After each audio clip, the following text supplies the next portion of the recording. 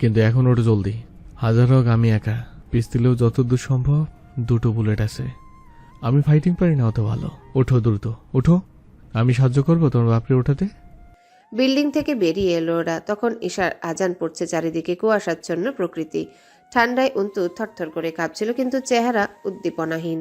ক্ষতবিক্ষত আমজাদ সাহেবের অচেতন বিশাল দেহটা বহন করা মানসিকভাবে ক্ষতবিক্ষত অন্তুর পক্ষে অসম্ভব। আমজাদ সাহেব এখন পুরোপুরি অচেতন। সিঁড়ি দিয়ে যখন ওনাকে নামাচ্ছিল, জয় বলল, এখানে নিয়ে আসার আগে অল্পক্ষণ আগে ড্র্যাগ দেওয়া হয়েছে হয়তো।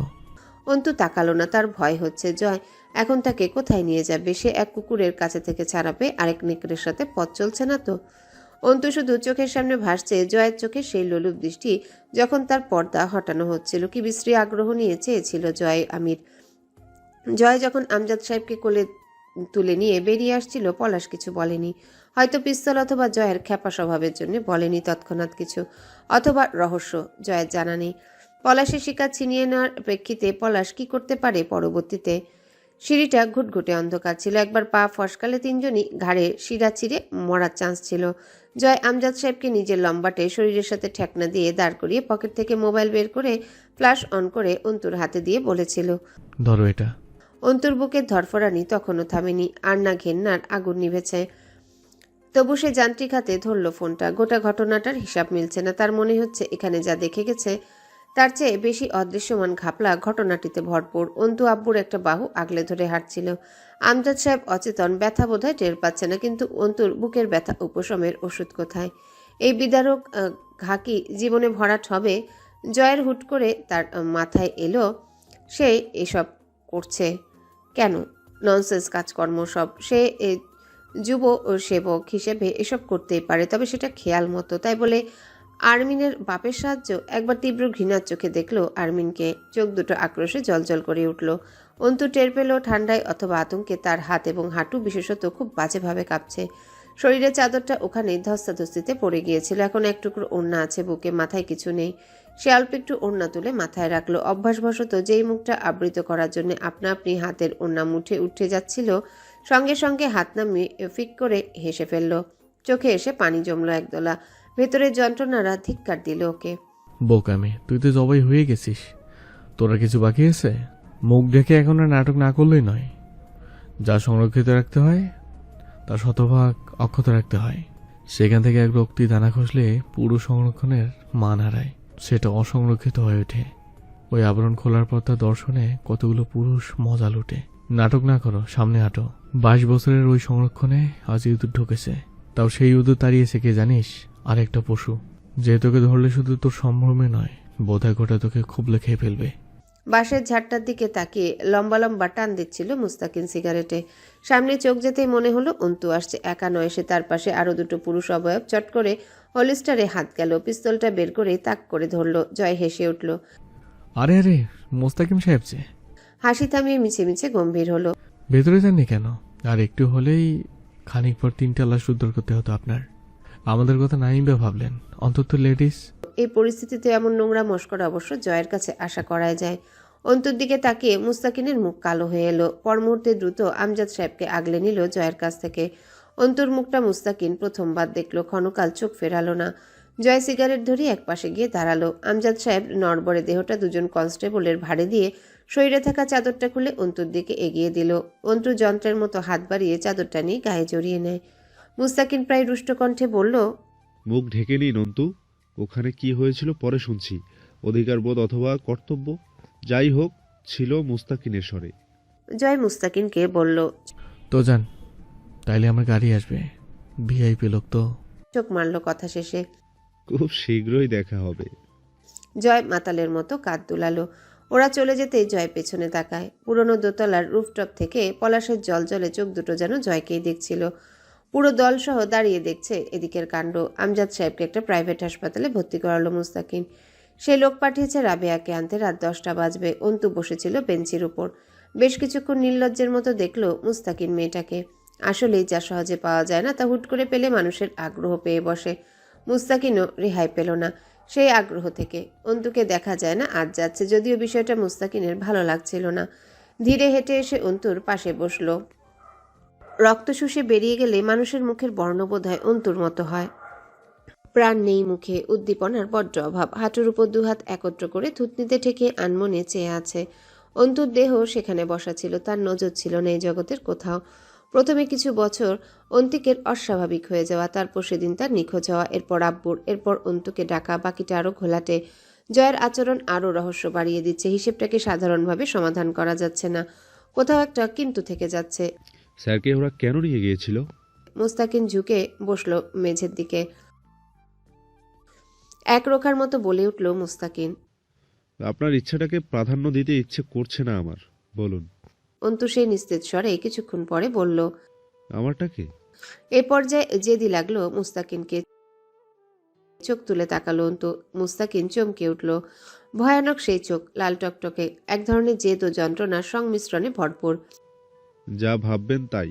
কি হয়েছিল ওখানে? একটু থেমে অপরাধীর মতো বলল।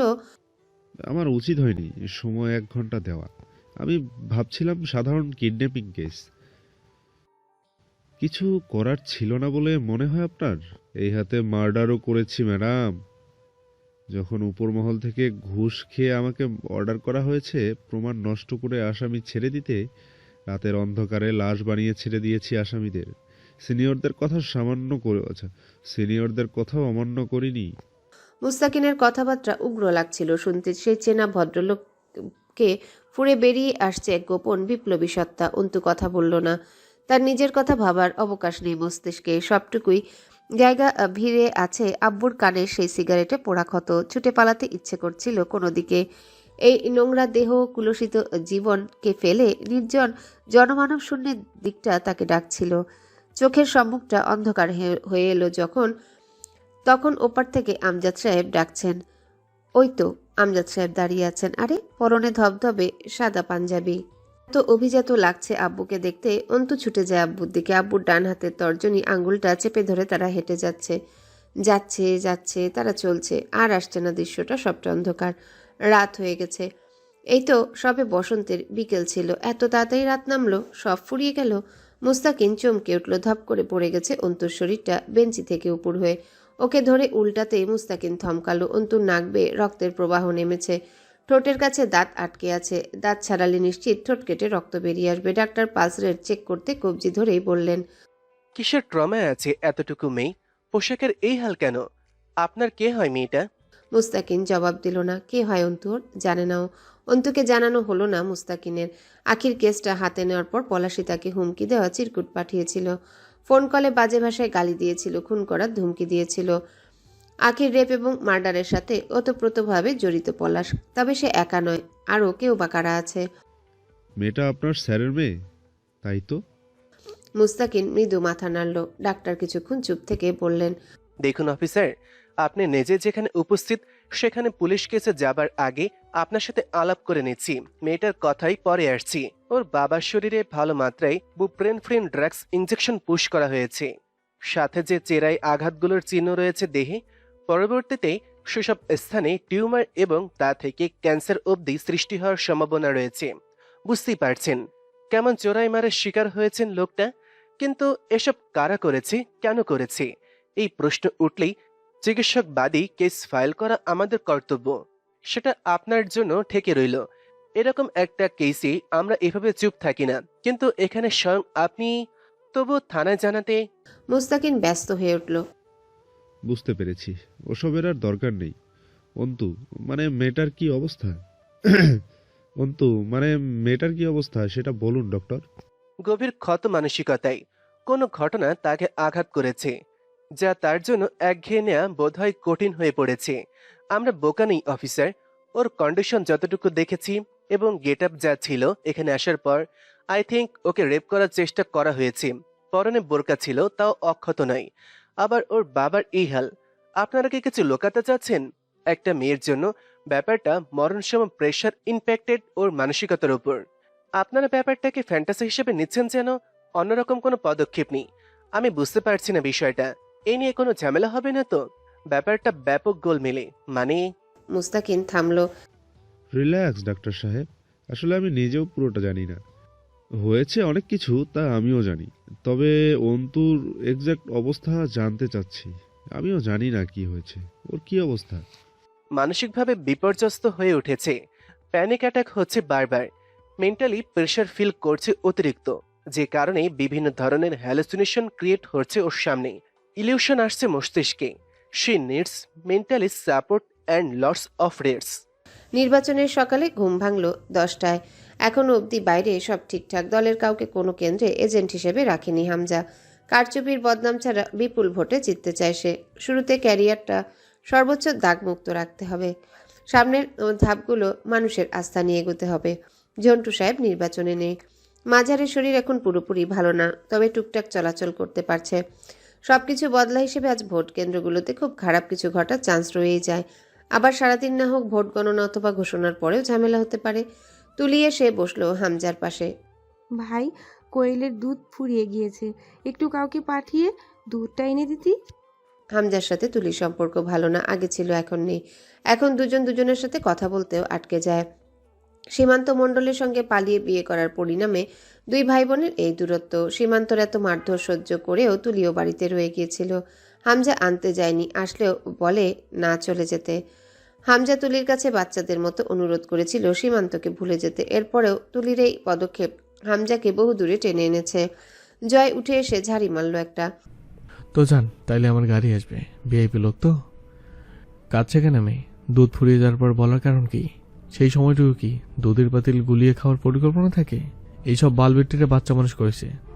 তুলি কিছু বলল না। সে ব্যতিক্রম কিছু আশা করে না জয়ের কাছে। সাদা ধবধবে লুঙ্গি পরনে, যেটা দেখলে হামজা প্রায়ই বলে। হামজা তখনও বসেছিল সোফাতে। চিন্তিত মুখ, উদ্বেগে ভ্রু কুচকে আছে। সোফাতে মাথা ঠেকিয়ে চোখ বুজে কপালে আঙ্গুল নাড়ছিল। জয় কথা বলল না। হামজা সেদিনের পর আজ প্রায় 2 দিন কথা বলে না জয়ের সাথে। এরকম বেহুদা কাজ যে জয়ই প্রথম করেছে এমন নয়। বন্ধুত্বকে শত্রুতায় পরিণত করার হাত দক্ষতার। তা আবার অহেতুক সব কারণে সব উল্টাপাল্টা কাজ করে বেড়ায়। রুমে গিয়ে লুঙ্গির উপর খয়েরি রঙে একটা শার্ট পরে বেরিয়ে গেল বাইরে। গোয়ালের ফার্ম বাড়ি থেকে কিছু দূর হেঁটে। আজও নিচতলার ওয়ার্কশপে কাজ চলছে। রাস্তায় লোকজনের চলাচল দেখলো। কেউ ভোট দিয়ে আসছে, কেউ যাচ্ছে। একটা অন্যরকম আমেজ দেখা গেল রাস্তায়। পোস্টারগুলো এখনও সেটে রাখা অথবা ঝুলছে উপরের তারে। যাওয়ার সময় সাথে রাহাত ছিল। জয় হাঁটার সময় হাতে লুঙ্গি উঁচিয়ে ধরে হাঁটে। লম্বা ছিপছিপে জোয়ান শরীরে লুঙ্গিতে অন্যরকম আভিজাত্য ফুটে ওঠে তার শরীরে। পায়ে চামড়া স্যান্ডেল, বেল্ট খোলা, হাতে একটা রূপোর থালা। আশেপাশের লোকেরা যারা হামজাকে ভোট দিয়ে ফিরছিল হাত উঁচু করে বৃদ্ধা আঙ্গুলের টিকা দেখে ঘাড় নেড়ে হাসলো। রাস্তার উঠতি বয়সী ছেলেরা সালাম ঠুকলো। দৌড়ে এলো কেউ কেউ হ্যান্ডশেক করবার জন্যে। ডেরি ফার্মের পেছনে মাঝারদের রাস্তা না, সেখানে ঢুকতেই নাক কুচকে ফেললো রাহাত। ভাই, কোণে ঢুকতেছেন? বাইরে খাড়াই এই দুধওয়ালা ব্যাটারে ডাইক্কা আনি আমি। গন্ধ লাগতেছে তো। জয় গুনগুন করে গান গাইছিল। গোয়ালের মাঝ দিয়ে গান গাইতে গাইতে দিব্যি হেঁটে এগিয়ে গেল ভেতরের দিকে। রাহাত বুঝলো না জয় ভেতরে কেন যাচ্ছে। গোয়ালাকে 5 লিটার দুধ ভরে রাখতে বলে। লুঙ্গিতে কাঁচা মারতে মারতে এগিয়ে গেল ডেরি ফার্মের চারপাশে দেওয়া উঁচু দেয়ালের দিকে। তখনও গান গাইছে। থেমে গেল, আবার গান ধরল। লুঙ্গির কাছা পেছনে গুজে এক লাফে চড়ে গেল প্রাচীরের উপর। অল্প একটু মাথা বের করে দেখলো ওপাশে মাঠে একটা গোল মিটিং বসেছে। জয়ের ভাবনা ভুল হবার নয়। সেখানে মাঝার শুধু চেয়ারে স্ক্র্যাচে ভর করে বসে আছে। পলাশকে ওখানে দেখে হাসি পেল জয়ের। এই দুনিয়ায় জাদু বলতে যদি কিছু থেকে থাকে তো সেটা মানুষ রূপ পরিবর্তনের ব্যাপারটা। ম্যাজিকের মতো এক লহমায় নিজের পুরো ধারা বদলে আসল রূপে চলে আসতে মানবজাতি সময় নেয় না। এতদিন পলাশ স্বীকার করতো না যে সে মাঝারের সাথে তার ভালো সম্পর্ক। আবার তলে তলে হামজা ও জয়কে হাতে রেখেছিল নিজের শক্তি, কিছু গোপন ব্যাপার ও পার্টনারশিপ বহাল রাখতে। আরও একজন পিঠ এপাশ করে ঘাসের উপর বসে আছে সেই মিটিংয়ে। তাকে দেখে জয়ের হো হো করে হাসি এলো। জোকারদের মুখোশ, নেহাত মুখোশ।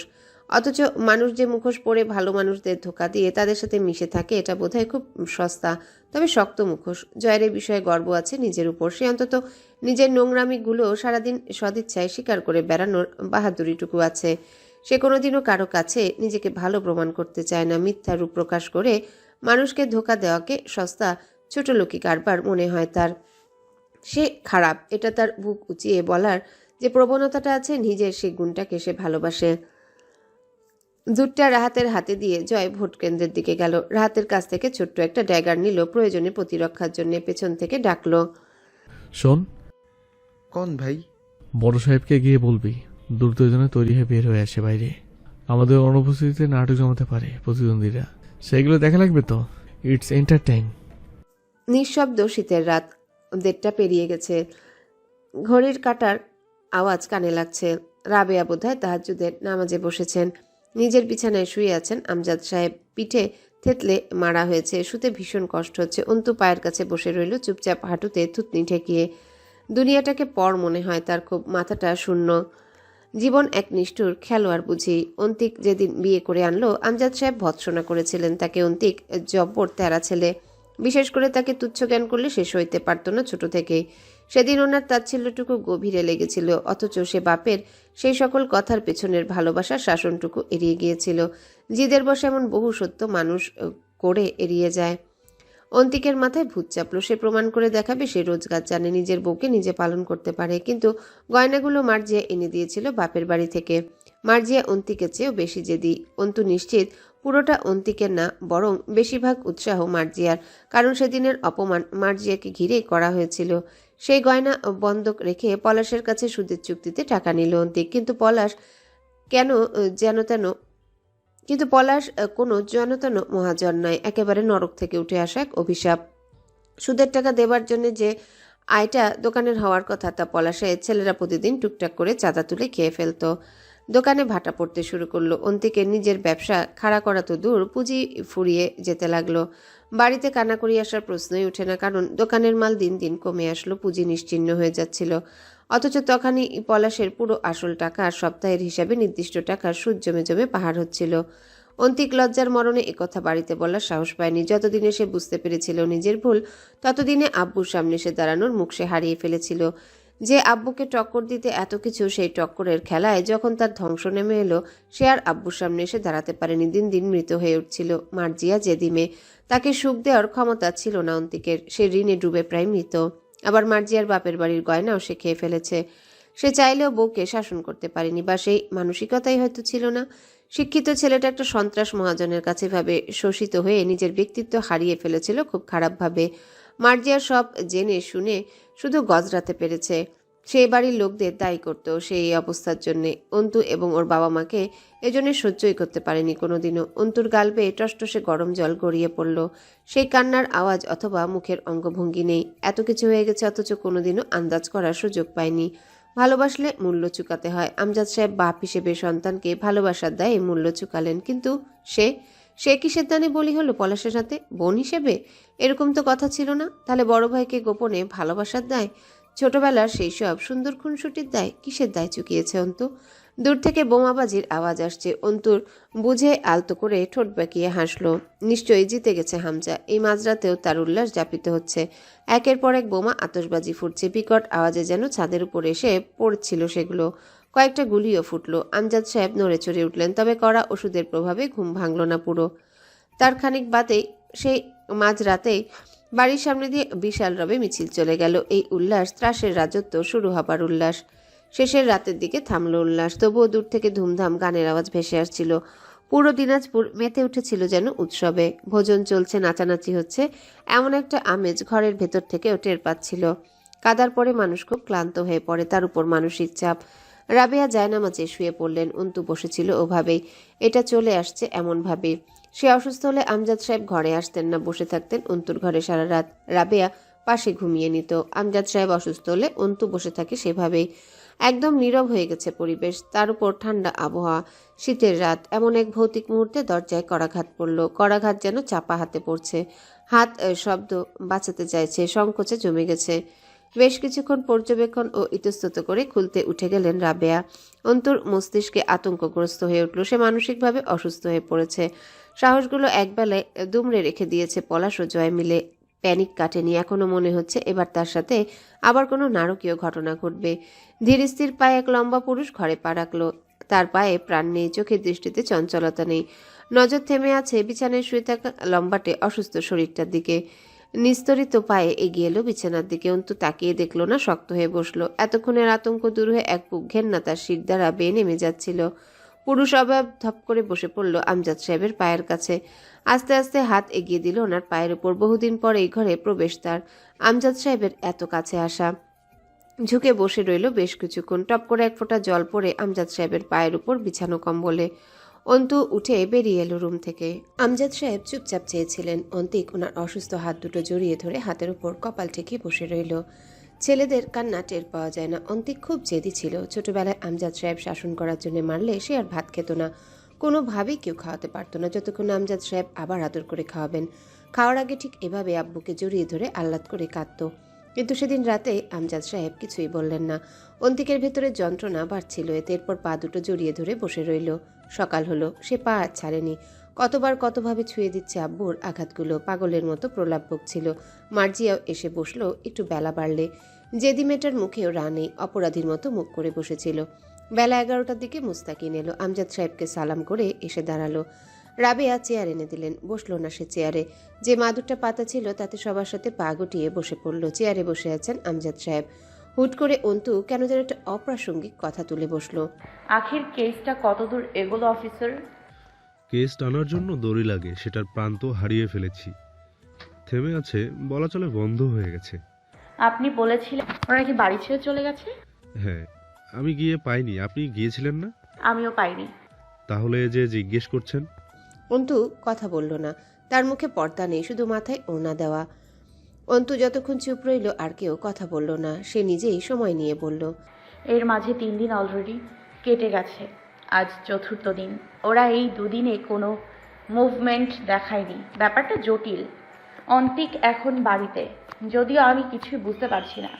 আসলে কিসের জন্য কি হচ্ছে তা ধারণা করতে গেলে মাথায় প্যাচ লেগে যাচ্ছে। ওরা এবার বাড়ি চলে আসলে পুরো পরিবার শুদ্ধ টুকরো টুকরো করে কেটে রেখে যাবে হয়তো। তাই আমি চাচ্ছিলাম থানায় একটা ছোট্ট রিপোর্ট করে সাধারণ সালিশের মাধ্যমে পলাশের কাছে কিছুদিন সময় চেয়ে নিতে, যাতে কুড়িগ্রামের জমিটা বিক্রির জন্য আর খানিকটা সময় পাই। মুস্তাকিন একটু ভেবে বলল, থানায় এ নিয়ে আলাপ করাটা কতটা ঠিক হবে বলতে পারছি না। পলাশ ব্যাপারটা কেমনভাবে নেবে জানা নেই। আর খবর পেয়েছি রাজন আজগর দিনাজপুর নেই। ওদের বিরুদ্ধে এমনকি কারো বিরুদ্ধেই কোনো অভিযোগ করব না আমি। শুধু অন্তিকের ঋণের বিষয়টা জানাবো এবং পলাশ অজগরের সাথে একটা আলোচনার মাধ্যমে আইনভাবে খানিক সময় আমরা চেয়ে নিতে চাই। মুস্তাকিন মাথা নাড়ল। কিছু সময় চুপ থেকে বলল, আপনি কি ভরসা হারিয়েছেন আমার উপর, অন্তু? নির্লিপ্ত শোনালো মুস্তাকিনের স্বর। ভরসার প্রশ্ন উঠছে না অফিসার।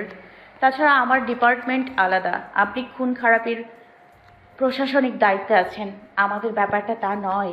আজ মুস্তাকিন অন্তুর জলদগম্ভীর শীতল বুদ্ধিমতী রূপটা আরেকবার পর্যবেক্ষণ করল। যার কথার ভার, চোখের শান্ত চাহনির ঝাঁঝালো তেজস্ক্রিয়তা এবং মানসিক কাঠিন্য খুব নজরে আসছিল। অথচ এই মেয়েটাও কেমন মরিচা ধরা পাতলা লৌহখণ্ডের ন্যায় ক্ষয় হয়ে গেছিল সেদিন। মানসিকতায় এর শক্তির ওপর আঘাত ঠিক ইট বালু সিমেন্টের কাঁচা গরনে পানির মতো কাজ করে। যত পানি দেবে তত মজবুত হবে যেন। অন্তুর পরীক্ষা আছে আজ। সে বের হবার সময় অন্তিক ডাকলো। ও বহুত দিন পর অন্তিক ডাকলো। অন্তু ভাবান্তরহীনভাবে ফিরে তাকালো। এই অবস্থায় একা যাবি না, চল আমি সাথে গিয়ে পৌঁছে দিয়ে আসি। অন্তু হেসে বলল, ধুর, বেচা গরুর দাঁত ধরে টানছিস কেন? তাতে কি গরু আর ফিরবে মালিকের কাছে? কি সোল্ড আউট রে, পণ্যের মতো।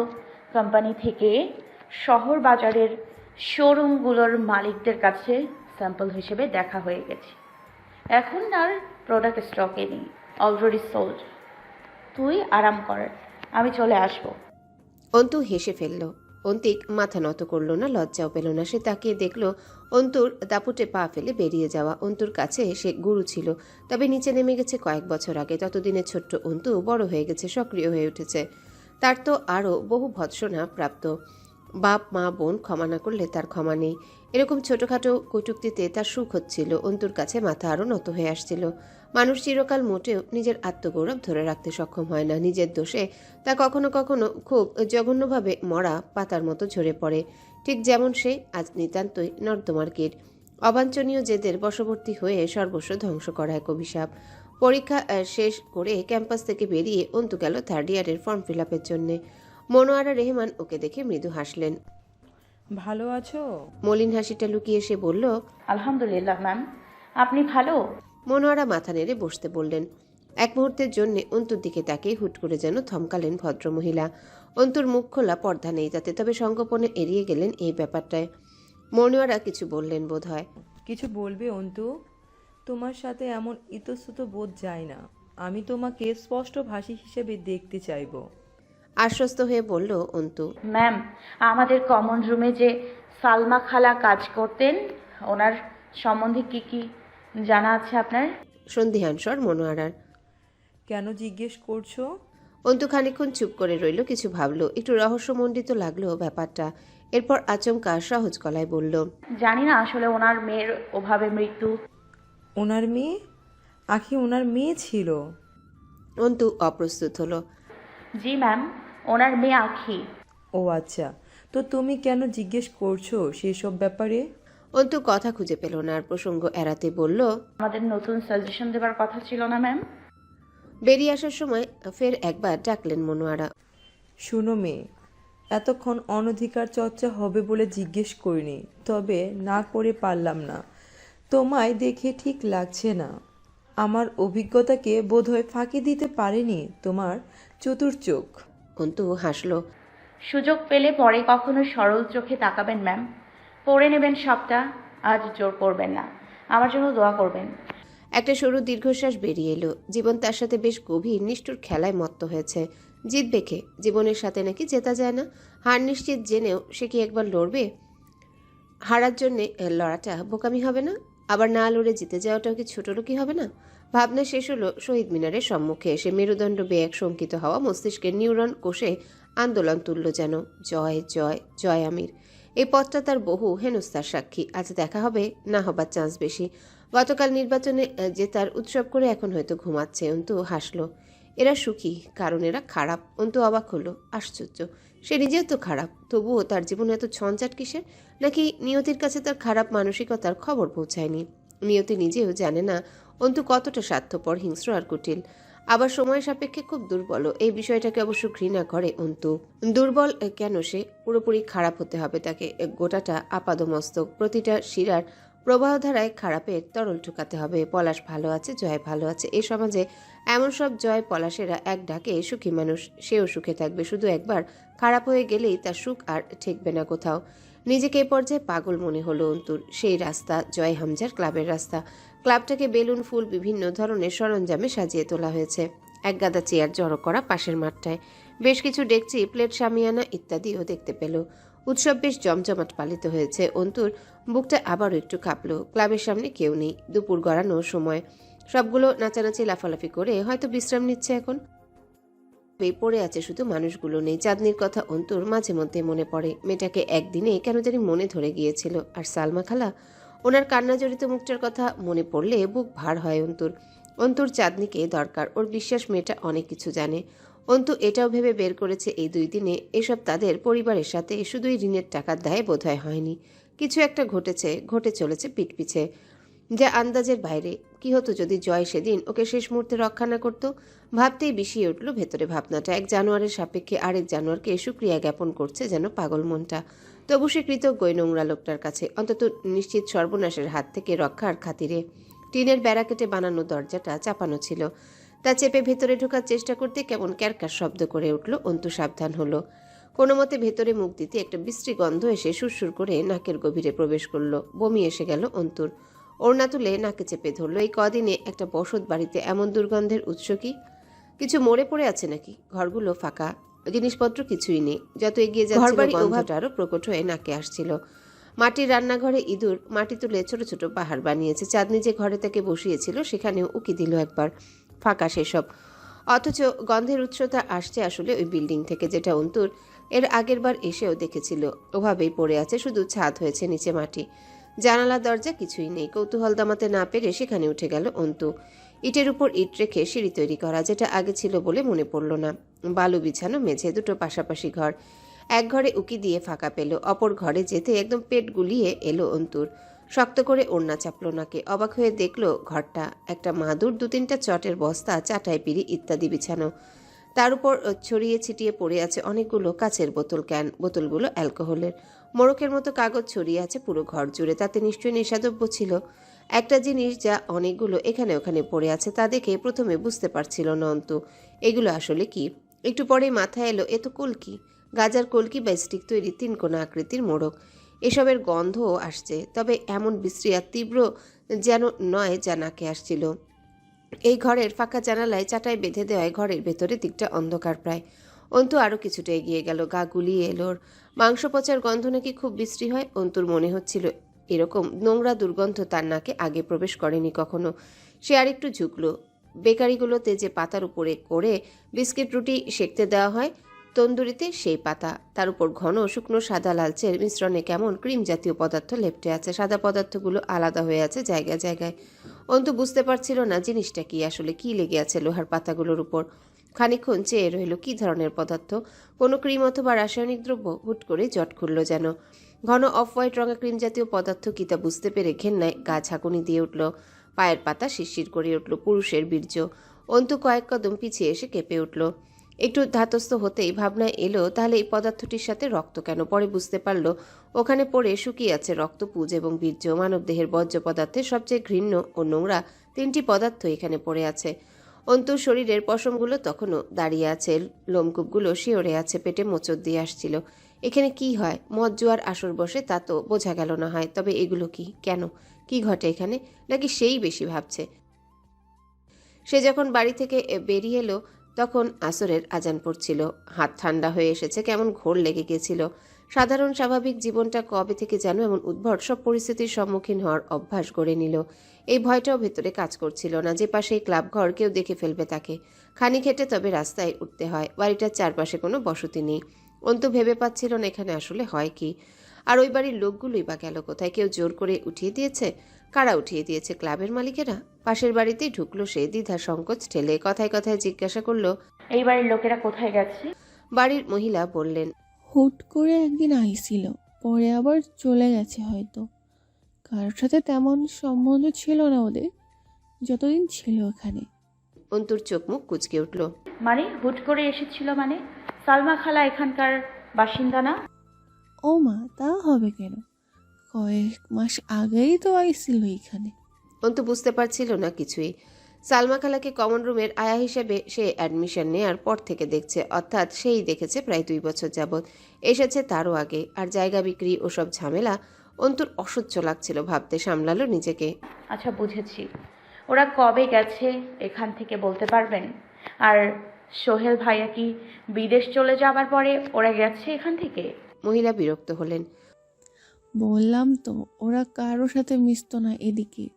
কেরা বিদেশ গেছে, কি দেশে আছে তা কেমনে বলবো। খালি ওই বাড়িতে থাকতো ওরা, এই জানি। আর আখির লাশ, মানে লাশ মাটি হবার পরপরই চলে গেছে ওরা, নাকি তার আগে? সেসব অত জানি না, খালি জানি এখন আর থাকে না ওরা। মহিলা ক্যাটক্যাট করে উঠল। অন্তুর ইচ্ছে করছিল নিজের মাথার উপর রাস্তার একটা ভাঙা ইট তুলে ধারাম করে বাড়ি মারতে। মাথাটা জং ধরে আসছে। অন্তুর মাথায় আরেকটা প্যাচ খুলে গেল। অন্তুর খেয়াল এলো সালমা খালাকে আর ভার্সিটিতে দেখা যায় না, কিন্তু কবে থেকে তা ঠিক মনে আসছিল না। অর্থাৎ সে ভেতরে যেসব দেখলো সব এই জায়গার নতুন মালিকের কারসাজি। তার কি জানানো উচিত এ ব্যাপারে পুলিশকে? নিশ্চয়ই জানাবে। অন্তুর হুট করে একটা বিষয় মাথায় এলো। সে যে অসহ্য গন্ধটা পাচ্ছিল সেটা কি রক্তপুজ থেকে আসছিল? রক্ত, পুজ অথবা বীর্য, কোনোটা থেকেই অমন নাড়ি ভুড়ি উগড়ে আসা দুর্গন্ধ আসে না। আর এরকম একটা রহস্যমণ্ডিত বাড়ি এমন বিনা কোনো নিরাপত্তায় হেলায় ফেলে রাখা হয়েছে। জমিটা এক হিন্দু লোক কিনেছে। সেই লোক এখানে কোনো অনৈতিক কাজ করছে না তো। কিন্তু এখন চাঁদনিরা কোথায় আছে? সোহেল কি আবার বৌমাকে ফেলে বিদেশে চলে গেছে? আর আখির ছোট ভাই সোহান ক্যান্সারে মরেছিল, সেটাও এক রহস্য। চাঁদনিকে জিজ্ঞাসা করেও সেদিন উত্তর পায়নি। খুব সংযমিতভাবে এড়িয়ে গেছিল চাঁদনি বিষয়টা। সে দারুণ চাপা এবং অদ্ভুত। অন্তুর অনেক অনেক কিছুই জানার ছিল চাঁদনির কাছে, কিন্তু কোথায় পাবে ওদের? কোনো খোঁজ জানা নেই। থানার গোলঘরে পলাশ যখন ঢুকছিল অস্বাভাবিকভাবেই অন্তুর গাটা ঝাঁকুনি দিয়ে উঠেছিল। শীতের মৌসুম, তবে গা ঘেমে উঠেছিল। পলাশের ঠোঁটের ওই মিচকে হাসি, জলজলে চোখ দুটো তীরের ফলার মতো, নাকের পাটা ধারালো অস্ত্রের মতো বিদীর্ণকারী। এইসব সময় নারী মনকে অন্তু ঘেন্না করে। ভয়ে জড়িয়ে যাওয়া মানসিকতা। বারবার পলাশের সেই ছোঁয়াগুলো শরীর ছুঁয়ে যাচ্ছিল। অন্তু মনে মনে কৃতজ্ঞ জয় আমিরের উপর। পলাশ খুব শান্ত এবং ঠান্ডা একটা মানুষ। একটু উত্তেজিত হয় না। থানায় কথাবার্তা চলছিল খাঁটি শুদ্ধ ভাষায়, শিক্ষার প্রয়োগ করছিল, খুব গুছিয়ে আইনকে বিভ্রান্ত করার চাল। কিছুদিন সময় পাওয়া গেল পলাশের কাছে। ব্যাপারটা এমন প্রমাণিত হলো অন্তুদের পরিবার ঋণ খেলাপি করেছে, আর পলাশ নিতান্তই উদার। সে লিখিত সময় পেরিয়ে যাবার পরও সময় দিচ্ছে। বেরিয়ে যাওয়ার সময় চট করে এক পলক অন্তুর দিকে তাকিয়েছিল পলাশ। ওই সময়টুকুর মাঝে পলাশের ঠোঁট হেসেছে, খুব সূক্ষ্ম হাসি। ওই হাসিটার জয়ের ঠোঁটের কোণে বহুবার লক্ষ্য করেছে সে। পলাশের চোখ যেন বহুদিন ধরে খুঁজছে অন্তুকে। অন্তিক পাশে পাশেই ছিল, মুস্তাকিন আগে আগে হাঁটছিল। থানার সদর ঘরে বসে অন্তিক বলল, আব্বু এখন মোটামুটি সুস্থ মুস্তাকিন। তোমার সময় থাকলে আমরা কালই রওনা হব কুড়িগ্রাম। দেরি করার সাহস পাচ্ছি না। আমার সময় হবে, কালই যাই এক দফা। এমন নয় যে একদিন একবেলা গেলেই কাজ হাসিল হয়ে যাবে, 2-1 দিন ঘোরাঘুরি করা লাগতে পারে। পকেট থেকে সিগারেটের প্যাকেট বের করতে আজ আর ইতস্তত বোধ করল না সে। অন্তুর দিকে প্যাকেট ইশারা করে বলল। কেনাই? অন্তু সামান্য মাথা নাড়িয়ে অন্যদিকে ফিরল। সিগারেটে টান দিয়ে মুস্তাকিন বলল, অন্তুকে একা রেখে যাবেন? হ্যাঁ, একাই থাকতে হবে। ওর ভাবিকে গতকাল এই বাড়িতে রেখে এসেছি। এখানে এসব চলছে, এর মধ্যে অসুস্থ শরীরে আরো কষ্ট পেত। অন্তু অনেকক্ষণ ধরেই কিছু বলতে চাচ্ছিল, মুস্তাকিন তা বুঝে বলল। কিছু বলবেন? আখিদের ওই বাড়িতে যা দেখেছে অন্তু তা আপাতত চেপে গেল, শুধু বলল, চাঁদনির মানে ওই ভিকটিম মেয়েটার ভাবি এবং মা এখন কোথায় থাকে সেটা জানেন নিশ্চয়ই। বডি পাঠিয়েছিলেন, আমি দেখা করতে চাই ওদের সাথে। মুস্তাকিন কিছুক্ষণ চেয়ে রইল অন্তুর দিকে, পরে বলল, আমি পাঠাইনি বডি, থানা থেকে পাঠানো হয়েছিল। আমাদের ডিপার্টমেন্ট ভিকটিম বডি নিয়ে বিশেষ কাজ করে না। আমি জেনে আপনাকে জানাবো। তাছাড়া জরুরি নয় এই সময় ওদের সাথে দেখা করা। মুস্তাকিন চলে গেল। থানার সদরঘর ফাঁকা তখন। অন্তু উঠে এগিয়ে যেতেই অন্তিক ডাকল। অন্তু, মুখের ওড়না চেপে বাইরে বের হ। অন্তিকের কণ্ঠস্বর রুষ্ট। মুস্তাকিনের ওভাবে তাকিয়ে থাকা সহ্য করতে পারেনি, তবুও খুব কষ্টে চুপ ছিল। অন্তু পেছন ফিরল না, সামনে এগিয়ে যেতে যেতে বলল, যাওয়ার সময় যেভাবে এসেছি ওভাবেই যাব। একটা ভুল করেছে জীবনে, আর তার জন্য তুই মূল্য চুকিয়েছিস মানছি। কিন্তু তাই বলে এতটা বোধ হয় অপদার্থ পুরুষ হয়ে যায়নি যে বোনকে রাস্তায় প্রদর্শন করাতে করাতে নিয়ে যাব। আসার সময় সাথে ছিলাম না আমি, তখনকারটা মাপ। এখন আছি, মুখ ঢেকে ফেল, নয়তো তোকে থাপ্পড় মারার অধিকার হারাইনি আমি এক ভুলের মাধ্যমে।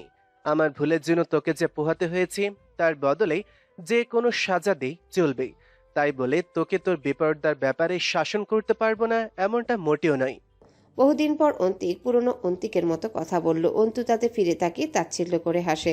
অনিচ্ছাকৃত পাপেরই যদি এত বড় মূল্য চুকাতে হয়, তাহলে না জানি ইচ্ছাকৃত পাপ করলে কতটা মূল্য দিতে হবে। ইচ্ছাকৃত পাপ করব না আমি কখনো। করলেই বা কি, আর কিছু হারানোর নেই। এখন যা হারাবে তার গায়ে লাগবে না, করতে পারিস। অন্তিক কেমন করে হেসে উঠল। তোর কথার এত ধার কেন রে? এই ধার কাজে লাগে না সময় মতো, অযথা। মুখ ঢেকে ফেল অন্তু। তুই আমাকে ঘেন্না করতেই পারিস, তাতে আমি আমার কর্তব্য পালনে দ্বিধাবোধ করতে পারি না। তুই জুয়ারিদের থেকেও বেশি নিকৃষ্টতা স্বীকার করতে ভয় পেতেই পারিস, তাতে আমি তোকে ঘৃণা করতে একটু দ্বিধাবোধ করব না। অন্তু বেপরোয়া পায়ে হেঁটে এগিয়ে যায়। অন্তিক দ্রুত এগিয়ে গিয়ে পা মেলালো। তখন অন্তুর মুখটা ওড়নায় আবৃত। অন্তিক প্রশান্তিতে মুচকি হাসল। ছোটবেলা থেকে অন্তু কঠোর এক ব্যক্তিত্বের মুখোশে নিজেকে আবৃত করে বেড়ে উঠেছে। বয়সের চেয়ে ব্যক্তিত্বের ওজন ভারী লাগে। অনুশোচনাটুকু গিলে ফেলল অন্তিক। অন্তু রাস্তা পার হতে শেখেনি। আব্বুর হাত ধরে পার হওয়ার সুযোগ হাতছাড়া করতে চায় না সে। অন্তিক সেদিন আলতো করে বোনের হাতটা চেপে ধরল। রাস্তা পার হতে হতে ধীর আওয়াজে বলল, আমাকে ক্ষমা করার ইচ্ছা তোর আছে অন্তু? আমি পুরো জীবন অপেক্ষা করতে পারবো, মাসুল দেব সব রকমের। তোর ঘেন্না কাটাতে বলবো আমার ওপর থেকে, শুধু মুখ ফিরে থাকিস না। ক্লাব ঘরে একটা আয়োজন করা হয়েছে। হামজা খুব শীঘ্রই পৌরসভার মেয়র পদে অধিষ্ঠিত হবে। জয় আর কবির মিলে বিরিয়ানি রান্না করেছে। জয় ভালো বিরিয়ানি রাঁধতে জানে, ছেলেদের খাওয়াতে হয় প্রায়ই। মাঝারের হাতে গুলি খাওয়ার লতিফকে হামজা লম্বা এক ছুটি দিয়েছিল। অসুস্থ শরীর, তার উপর পরিবার থেকে এই অবস্থায় সায় থাকে না। আবারও সেই প্রাণঘাতী কাজে পুনরায় যোগ দেওয়াতে হামজা তার পরিবারের খরচা বহুদিন চালিয়েছে। সম্পূর্ণ চিকিৎসা নিজের টাকায় করিয়েছে। এখন বেশ সুস্থ সে, বলা চলে পুরোপুরি ঠিকঠাক। দলের ছেলেদের উপর হামজার অবদান অপরিসীম। লতিফ খেতে খেতে বলল, এত ভালো রান্না কই থেকে শিখছো জয়? মনে হচ্ছে বাড়ির মহিলাদের হাতের বিরিয়ানি খাচ্ছে। হামজা বসেছে সোফায়, জয় শুয়েছে টান হয়ে হামজার কোলে মাথা রেখে পা দুটো তুলে রেখেছে সেন্টার টেবিলের উপর। ভিডিও গেম খেলছে ফোনে। জয় খুব দুঃখিত স্বরে বলল, জীবনে বেশি বেশি চিল করতে যাইয়া আর এসব বাঁদরের পাল খাওয়াইতে পিকনিক এত করেছি। রান্নার হাত গ্রীষ্মকালীন আমার এত পাকা ভাই। খান খান, খালি একটু দোয়া করেন আমার জন্য, যাতে খুব তাড়াতাড়ি বিয়ে হয়ে যায়। একটা একা রাত কাটতেই চাই না, খুব দুঃখে আছি, আর্জেন্ট বউ দরকার। সকলে হেসে উঠল। জয় ফোনে চোখ রেখেই হঠাৎই আনমনা হয়ে বলল, আর মিনা আবার আইছিল এই বাড়ির? আচ্ছা, ওই ছেড়ে জীবনে দুঃখের কি খুব বেশি অভাব? দৌড়ি ছেড়ে মারা খেতে চারদিক যেছে পরে ঘুরে বেড়ায় দুঃখ জোগাড় করতে।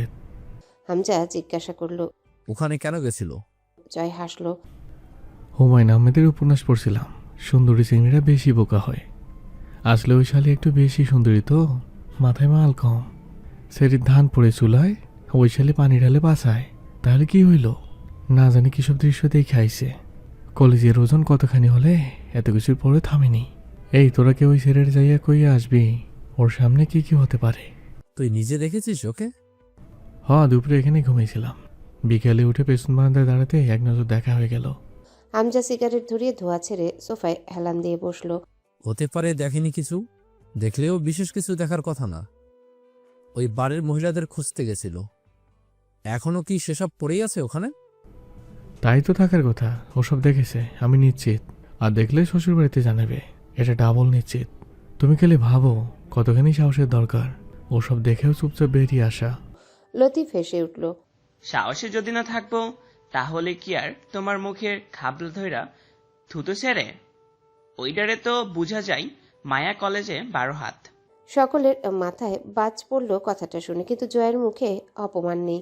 সে খুব দুঃখের সাথে বলল, কামটা ভালো করেনি মাগার। জয় হেসে ফেলল। হামজা জয়ের সেই হাসিটাই কেড়ে নিয়ে চট করে হেসে ফেলল লতিফের দিকে তাকিয়ে। আপনি কি করে জানলেন এসব লতিফ ভাই? আপনার তো জানার কথা না। আধা খাওয়া সিগারেটটা 2 আঙ্গুলে চেপে ধরে নেভালো। তাতে বোধহয় হাতের পুরো চামড়াতে অল্পখানিক শ্যাক লাগলো। আবারও তাকালো লতিফের দিকে। ভাবছিলাম খাওয়া শেষ হলে আপনাকে জিজ্ঞাসাবাদ করব। আপনি নিজের থেকে খুব ফাস্ট দেখছি। সিগারেটটা অ্যাস্ট্রোতে ফেলে বলল, এসব লাইনে বাটপারি করতে গেলে সতর্কতা খুব জরুরি। এখানে সবাই খেলোয়াড়, সবার মাথায় ফুল স্পিডে ঘোরা কাটার মেশিনের মতো চলে। অল্প একটু ভুল হলেই ছিন্ন ভিন্ন হয়ে যাবেন। আপনার আরও সতর্ক হওয়া উচিত ছিল।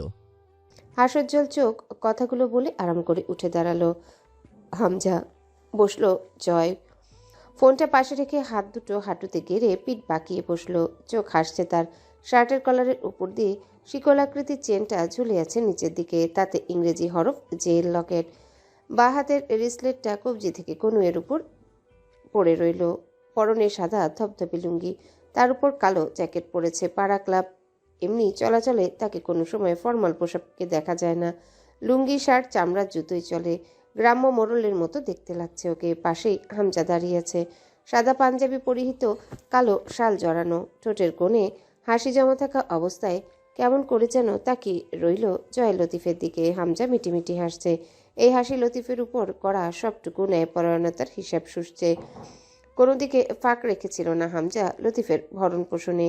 তার দাম সে আস্তে করে আদায় তো করে নেবে এই হাসি দ্বারা। সে লতিফের দ্বারা প্রতারিত হওয়ার দুঃখটুকু ঢাকতে চাইল। লতিফের আর খাওয়া উঠছে না। সে বুঝতে পারছে আজ তাকে কেন আপ্যায়ন করে এখানে আনা হয়েছে। জয় হাই হাই করে উঠল। আরে করতেছেন কি লতিফ ভাই? আমি কি জানো নাকি যে খাওয়া অবস্থায় মারবো কাউকে? হোক সে যত বড় জোচ্চোর আর বিশ্বাসঘাতক। খাওয়া শেষ করুন, আরামায় সে কথা বলি। এ কবির, আমার জন্য একটা প্লেট আনতো, লতিফ ভাইয়ের সাথে বসে খাবো, যা। লতিফ ছটফটিয়ে উঠল। হামজা শালটা ডান কাঁধে তুলে নিয়ে বলল, আমি বাড়ি যাচ্ছি। এখানে এখন থাকা ঠিক হবে না। আফটার অল নতুন মেয়র আমি, আমার কিছু নৈতিক দায়িত্ব আছে। আমার সামনে কোনো আকাম ঘটবে আর আমি তাকিয়ে দেখব, কিছু করব না, এটা ঠিক না। 2 দিন আগে অনেক বিশ্বাস করে জনগণ ভোটে তুলেছে আমায়। কাজ ফুরলে তুই দেরি করিস না ফিরতে। আজ রাতে দাবা খেলবো আমি আর তুই, অনেক দিন খেলি না। হামজা হেলে দুলে হেঁটে বেরিয়ে যায়। জয় আরাম করে বসে গপাগপ বিরিয়ানি খেতে বসলো। বিশাল বিশাল হাতে বিশাল বিশাল লোকমা। তার খাওয়ার ধরন ভালো না। ভদ্রলোকেরা দেখলে এক শব্দে বলবে অসভ্য, জঙ্গলিদের মতো করে খায় জয়। গপ গপ করে এক প্লেট বিরিয়ানি খুব রুচির সাথে মনোযোগ দিয়ে খেয়ে ঠান্ডার রাতে ঠান্ডা ঠান্ডা বোতল নিয়ে বসলো। লতিফ কাকুতি ভরা চোখে বসে আছে। হাত ধুয়ে জয় লতিফের প্লেটটাকে ইশারা করে বলল, যা রেখে আয়, লতিফ ভাই আর খাবে না। ভাই হাত ধুয়ে নেন, আমার প্লেটে ধুয়ে ফেলেন। আমরাই তো যা করেছেন করেছেন, আর তো এরপর করার সুযোগ পাবেন না। তাহলে আর কিসের কি, এখন আমরা ভাই ভাই। আসেন মদ খাই।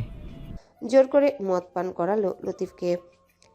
নাক মুখ দিয়ে উঠে এলো তা। বিরিয়ানি উগরে এসে বুক জ্বলে ছাড়খাড় লতিফের। জয় গিলে যাচ্ছে ঠকঠক করে। বিশ্বাস করো জয়। মিনতি করে উঠে লতিফ। ওর চোখে মুখের আকুলতা বোধহয় জয়কে খুব আনন্দিত করলো। সে মাথা নাড়ল দুপাশে। আমি অবিশ্বাস করি না কাউকে, আপনাকেও করার কিছুই নেই। আপনি সত্যি বলবেন, আমি শুনবো, বিশ্বাস করব। আপনি বলুন লতিফ ভাই, আপনি কি করে জানলেন ওই মেয়েটা সেদিন পলাশের রূপটপে দাঁড়িয়ে আমার মুখে থুতু দিয়েছিল, আর ওই মেয়েটাই কাল পরিত্যক্ত বাড়িতে এসেছিল? এসব আপনি কিভাবে জানলেন? আর বলার কিছু নেই লতিফের। তার রূপ কাঁপছে। জয় হাসলো। আপনারে হামজা ভাই এই মাসে বেশি ছুটিতে রেখেছে দলের যে কোনো কাম থেকে। কেন? কারণ আপনি নাকি আমাকে বাঁচাতে গুলি খেয়েছিলেন, বদলে হামজা আপনার চিকিৎসা করেছে, সব ধরনের এক্সট্রা ট্রিটমেন্ট দিয়েছে, আপনার জন্য মাজারকে মেরে শত্রুতা বাড়িয়েছে, আর আপনি সেই মাজারের সাথে হাত মিলাইলেন। সি, অবশ্যই এর কারণও আছে। সে আপনাকে ডেকে বুঝাইলো হামজার পার্টিতে থাকলে এভাবেই জখম হতে হবে আপনাকে, অথচ আপনার জন্য মাজারকে মেরে আমি আর হামজা সোসাইটির সকল বদনামি এবং শত্রুতা কামিয়েছি। এতটুকু দেখলেন না আপনি? স্যার, ইজ্জত রইল না শালার। মাজারের সাথে আপনি মিলেছিলেন গুলি খেয়ে। ওদিকে পলাশ খাঙ্কের বাচ্চা দুমুখী পাগল শালা ছাওয়াটা সাইকো, ভাবে যে আমরা কিছুই বুঝি না, গৌ খাই। ও আমাদের হাতে রেখে আসলে মাজারের সাথে কাজ করেছে। সেদিন আবার ওই শালার জন্য একদম সরাসরি একটা বিরোধী দিতে লেগে গেল। আর ওই সংকটের সময় আপনি দলের সাথে বিশ্বাসঘাতকতা করেছেন। কেন? এটা কি ঠিক? একটু থেমে ঘন ঘন মাথা নাড়ল জয়। গুড নাইট লতিফ ভাই। তারপর আমার থুতুর ব্যাপারটা আমার ছেলেদের সামনে বলে আমার ইজ্জতের 11টা বাজালেন। লতিফ আহাজারি করল। জয়, বিশ্বাস করো জয়, আমি যাইনি। মারহাজ এসেছিল, আমি কিছু করিনি ওদের সাথে মিশে। খালি এতটুকু শুনেছি তুমি সেদিন ছিল এখানে। তা জানি আমি, কিন্তু কিন্তু কিন্তু ছেলেবেলায় পড়েছিলাম ছোট ছোট বালুকণা আর বিন্দু বিন্দু জল মহাদেশ আর মহাসাগর ঘরে। আজও আপনাকে জানিয়েছে, কাল আপনি ওকে জানাবেন। এই ধারাবাহিকতা চলতে দেওয়া মূর্খতা হয়ে যায় না? এজন্য কষ্ট করে এতদিন ধরে মাস্টার কমপ্লিট করলাম।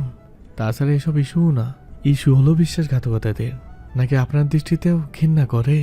ব্যস্ততার সাথে কবিরকে বলল, এই হন, শ্বশুর বাড়িতে কল কর, বল ক্লাবের পাশে এক পরিত্যক্ত বাড়িতে কিছু অপ্রীতিকর মাল মশলা পাওয়া গেছে। স্যার, তাড়াতাড়ি পুলিশ পাঠান।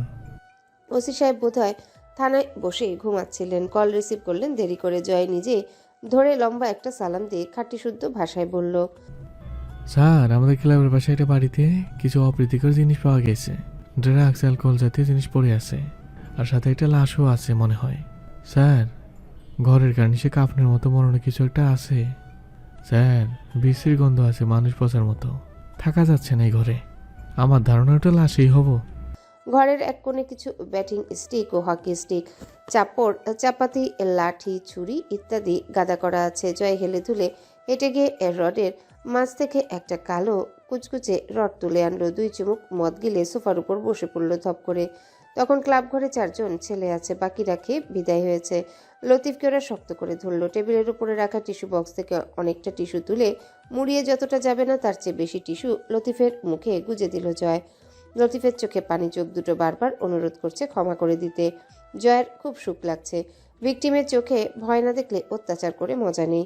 শরীরের সর্বশক্তি দিয়ে হাতের রডটা দিয়ে লতিফের হাঁটুর ঠিক অস্থিসন্ধির উপর আঘাত করলো। গুংড়ে উঠল লতিফ, অথচ আওয়াজ এলো না বাইরে। হাঁটু ভেঙে বসে পড়ল, ছটফট করে উঠল মেঝেতে পড়ে। জয় লতিফের অপর পায়ে ঠিক একই স্থানে হাঁটুর জোরসন্ধির উপর কষে একটা রডের আঘাত লাগালো। লতিফ অজ্ঞান হবার আগে জয় মুচকি হেসে আশ্বাস দিল, চিন্তা করবেন না লতিফ ভাই, আমি আপনার ভালোর জন্য করতেছি। আপনার এই পা আর পৃথিবীর কোনো ডাক্তারই ভালো করতে পারবে না। আপনি হেঁটে হেঁটে এর কাছ থেকে ওর কাছে বিশ্বাসঘাতকতা এবং অকৃতজ্ঞতার মতো পাপ করতে যেতে পারবেন না। আর আমরা তো নষ্ট মানুষ, পাপ নিয়ে বেঁচে আছি। কিন্তু এই যে আপনি আর পাপ করার সুযোগ পাবেন না। এই ব্যবস্থা করে আমি আজ একটা ভালো কাজ করলাম। তাছাড়া আপনার পরিবার সম্পূর্ণ দায়িত্ব বহন করব, কথা দিচ্ছি। কবিরকে বলল, পুলিশ আব্বারা খুব তাড়াতাড়ি এসে পৌঁছাবে। তোরা লতিফ ভাইকে আব্দুর রহিম মেডিকেলে অ্যাডমিট করে আয়। জ্ঞান ফেরার পর সিরিজ জোন ওর কাছে থাকে, আবার জবানবন্দি দিলে ফেসে যাবা। এত তাড়াতাড়ি মারা যাবে না আমার। রাহাতের সাথে ছেলেগুলো লতিফকে গাড়িতে বসিয়ে চলে যায় হাসপাতালের উদ্দেশ্যে। রয়ে গেল কবির। জয় রড রেখে সে সোফাতে বসলো, আরাম করে। শরীর ঘেমে উঠেছে, টিস্যু দিয়ে ঘাম মুছলো। কবির আস্তে করে জিজ্ঞাসা করে, ভাই পলাশ কি করছিল মেয়েটার সাথে? মানে আরে জাহাঙ্গীরনগর বিশ্ববিদ্যালয়ের ছাত্রলীগ ক্যাডার জসিম উদ্দিন 100টা ছাত্রীকে রেপ করে সেঞ্চুরি রিপিট করেছিল। সেই ইতিহাস ভুলে গেছিস? ওই হিসেবে পলাশ কিছুই করে নাই। ঢকঢক করে এক গ্লাস পানি গিলে ফের বলল, বেরাজার পেজ নিয়ে আয় আমার জন্য একটা। শ্বশুর আব্বার সামনে মদের গন্ধ নিয়ে যাওয়া ঠিক হবে না। জয় ঘষে ঘষে দাঁত মাজলো, একটু পারফিউম মারলো শরীরে। কবির জিজ্ঞাসা করল, ভাই আপনি যে পুলিশে ডাকলেন, পলাশ ভাই জানলে কি হবে? মানে আপনি ছাড়া আর ক্যাডা খবর দিতে পারে পুলিশেরে? আসলে তো লাশ এখনো ওই ঘরেই আছে। আরমিনের দোষ দিয়ে দিবে। কি কেস? পলাশ পাগল কিন্তু জানে আরমিনও বাড়িতে গিয়েছিল, ও সব দেখেছে। বলে দি যে ওই শালে পুলিশের খবর দিয়েছে। যে বলিটা আগের বার দেয়নি শালে রে, এবার দিয়ে দিবে। আমি এইচডি সাইসিবি দেখবো এবার। কবির জানে জয়ের কোনো কথাই আন্তরিক না, আবার যে কোনো কথাই আন্তরিক। সে কখন সত্যি আর মিথ্যা বলে বোঝা যায় না। হাসতে হাসতে সত্যি আর আন্তরিক স্বরে মিথ্যা বলে। সে জিজ্ঞাসা করলো, সত্যি ভাই? না, মিথ্যে। বিশ্বাস করলো কবির, কারণ জয় যে কোনো পরিস্থিতিতে রসিকতা করে ঠিকই, তবে মিথ্যা কথা বলে না। কিছুক্ষণ চুপ করে থেকে হট করে কিছু মনে পড়েছে, এমন ব্যস্ত হয়ে পড়ল। ভাই ওই বাড়ির জমি তো আপনাদের নামে এখন, তাই না? তাইলে পুলিশ যদি জিজ্ঞাসা যে আপনাদের বাড়িতে এরকম একটা ঘটনা কি করে ঘটলো, মানে ফেসে যাবেন না? জয় উঠে দাঁড়ালো। তোকে কে বলেছে জমি আমাদের? না মানে এই যে শুনছিলাম আপনারা নাকি বিচার টিচার করলেন, আমি ভাবছি এই জমি আপনারা দখল করেছেন শেষমেশ। জয় গা দুলিয়ে বাচ্চাদের মতো হাসলো। রাজনীতি বুঝি না রে পাগলা। জমি পলাশের, আজীবন ওই জমি পলাশের। কে জানে টাকা ধার নিয়েছিল, শোধ করতে পারে নাই, তার বউ আর জমিটাও হয়ে গেছে। তাইলে ওই মহিলারা থাকতো যে? হ্যাঁ, ওসব গল্প বানা হয়েছিল। এখানে বেনিফিট পলাশ এবং আমাদের সামান। পলাশ তার জমি ফাঁকা করে ফেলবে সামাজিক উপায়ে, খুব যুক্তিযুক্তভাবে। আবার কেউ জানলো না জমিটা পলাশের। আর আমি আর হামজা ভাই হিরো হয়ে গেলাম সেই সুবিচারগুলোর মাধ্যমে। লোকে ভালোবেসে ভোট দিল সাহেবকে। এভাবে চলতে থাকলে সামনে সংসদ নির্বাচনে এটা আসন আমাদের। তবে জমির আসল মালিক পলাশ, এটা আর গোপন থাকবে না। হিন্দু ফিন্দু বলে কিচ্ছু নেই। পলাশ আসলে এটা ক্লিয়ার হয়ে যাবে, বুঝেছিস? কবির কিছুক্ষণ চুপচাপ বসে রইল। এসব যখন ঘটেছে সে তখনও দলের বিশিষ্ট কোনো মেম্বার ছিল না। সে এসবের কিছুই জানতো না। বেশ কিছুক্ষণ পর জিজ্ঞাসা করলো, আপনি যে হুট করে এইসব করতেছেন, পলাশ ভাই জানলে বা বুঝতে পারলে কি হবে, কিছু ভাবছেন? বাইরে পুলিশের গাড়ির আওয়াজ শোনা গেল। জয় এক হাতে লুঙ্গি উঁচিয়ে ধরে অপর হাতে টেবিলের উপরে থাকা ফোনটা তুলে নিয়ে হেঁটে বেরিয়ে যেতে যেতে জবাব দিল, না, ভাবিনি, পরে ভাববো। এখন থেকে নতুন করে খেলতে হবে আবার। অনেক দিন খেলি না, লোক আমাকে হালকা ভেবে নিচ্ছে রে আজকাল। হ্যালো বন্ধুরা, পরবর্তী পার্ট খুব তাড়াতাড়ি আসবে, তো সবাই অপেক্ষায় থাকো। আর চ্যানেলটি যারা এখনো সাবস্ক্রাইব করনি তারা পরবর্তী পার্ট দেখার জন্য চ্যানেলটি সাবস্ক্রাইব করে রেখো। ধন্যবাদ সবাইকে, আমাদের সাথেই থেকো।